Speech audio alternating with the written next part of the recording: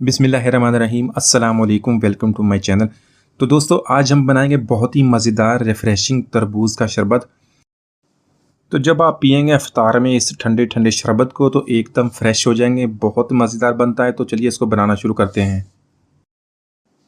तो यहाँ पर अपने मज़ेदार वाटरमेलन के जूस को बनाने के लिए हम यहाँ पे लेंगे तरबूज़, अच्छी तरह पका हुआ लाल रंग का तरबूज़ लेंगे।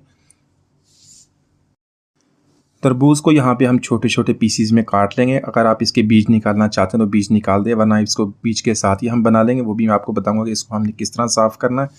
तो इस तरह छोटे छोटे इसके पीस बना के इसको ब्लेंडर में ऐड कर देंगे।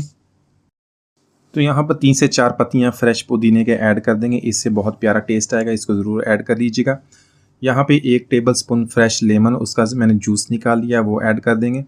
हाफ़ टी स्पून ऐड करेंगे काला नमक, इसका भी बहुत प्यारा टेस्ट आएगा। तो यहाँ पे मैं चीनी ऐड नहीं कर रहा, चीनी आपने अगर ऐड करनी है तो अपने टेस्ट के मुताबिक कर सकते हैं।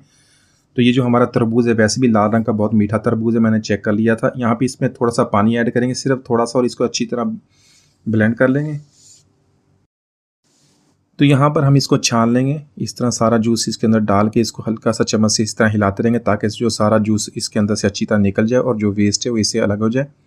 क्योंकि हमने इसको ग्राइंड किया था बीज के साथ, तो बीज भी हमने इसके अंदर से सारे निकाल देने। तो इस तरह सारा वेस्ट निकाल लिया, इसके अंदर बर्फ़ ऐड कर दें।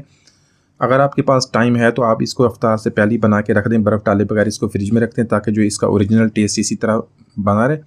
बर्फ़ डालने से थोड़ा सा इसका टेस्ट कम हो जाएगा। तो इस तरह इसको अच्छी तरह हिला लेंगे और इसको सर्व कर लेंगे।